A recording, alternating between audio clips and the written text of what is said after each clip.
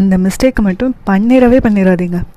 ஏன்னா இப்போ உள்ள காலத்தில் கல்யாணம் அப்படின்னு சொன்னாலே ஒரு பெரிய மேரேஜ் ஹாலில் சொந்த பந்தங்கள் எல்லாரையும் கூப்பிட்றேங்கிற பேரில் ஊரையே கூப்பிட்டு அந்த மேரேஜ் ஹாலுக்கு மட்டுமே ஆவரேஜாக 1 lakh per day வந்து செலவு பண்ணக்கூடியவங்களாம் நிறைய பேர் இருக்காங்க. அதுவும் முன்கூட்டியே புக் பண்ணாதான் கிடைக்கும்னு சொல்லி 1 வருஷத்துக்கு முன்னாடியே புக் பண்ணக்கூடிய மக்கள்லாம் நிறைய பேர் இருக்காங்க. இப்படியெல்லாம் பண்ணாதான் நமக்கு மரியாதை அப்படிங்கிற மாதிரியான எண்ணம் தான் அவங்களுக்குள்ளே இருக்குது. இது மட்டும் இல்லாமல் பொண்ணுக்கு ப்ரைடல் மேக்கப்பு அதுக்கு 30,000 வந்து சார்ஜ் பண்ணுறாங்க ஒரு சிலர்லாம். ஜஸ்ட் ஒரே ஒரு நாள் நம்ம ஃபேஸை வந்து மேக்கப் பண்ணுறதுக்காக. அதுவும் நம்ம மேக்கப் பண்ணாமல் இருந்தோம்னா கூட ரொம்ப அழகாக தான் இருப்போம் போல், நார்மலாக டச்சப் மட்டும் பண்ணால் கூட. இந்த ப்ரைடல் மேக்கப் பண்ணுறேங்கிற பேரில் நம்ம ஃபேஸா அப்படின்னு யோசிக்கிற அளவுக்கு ஒரு ஆர்டிஃபிஷியலான ஒரு லுக்கில் வந்து தெரியக்கூடிய அளவுக்கு ஒரு மேக்கப்பு.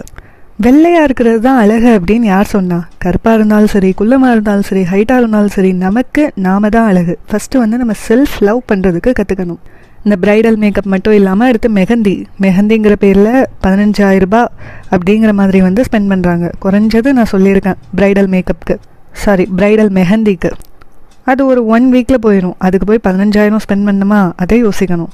அப்புறம் ஃபுட்டு பஃபே அப்படிங்கிற பேரில் பல லட்சங்களை செலவு பண்ணி சாப்பாடு கொடுக்க வேண்டியது. இதுக்காக எல்லாரும் வந்து நம்ம சாப்பாட்டை சாப்பிட்டுட்டு இந்த மாதிரி ஒரு சாப்பாடு எந்த மேரேஜ்லேயாவது இருக்கா, இதுதான் சூப்பரான சாப்பாடு அப்படின்னு சொல்லணுங்கிறதுக்காக.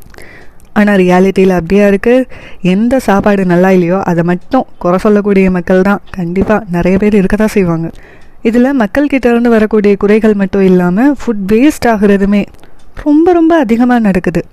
எவ்வளவோ மக்கள் ஒருவேளை சாப்பாட்டுக்கு கூட கஷ்டப்படக்கூடியவங்களாக இருக்காங்க. அப்படி இருக்கும்போது பல பேர் சாப்பிட வேண்டிய சாப்பாட்டு பொருளை வேஸ்ட் பண்ணுறதுங்கிறது உண்மையிலேயே மனசுக்கு வேதனையான ஒரு விஷயமா இருக்குது.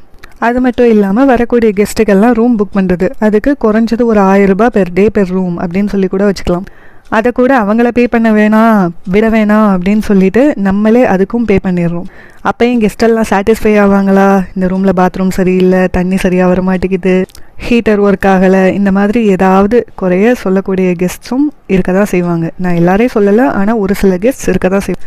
இதோட மட்டும் ஸ்டாப் ஆகாது. இதோட அன்னைக்கு போடக்கூடிய ட்ரெஸ்ஸு ரொம்ப காஸ்ட்லியான ஒரு ட்ரெஸ். அந்த ஒரு நாளை தாண்டி வேறு எந்த நாளுமே அந்த ட்ரெஸ்ஸை போடவே முடியாதுங்கிற அளவுக்கு வாங்கி போட்டுக்கிறோம்.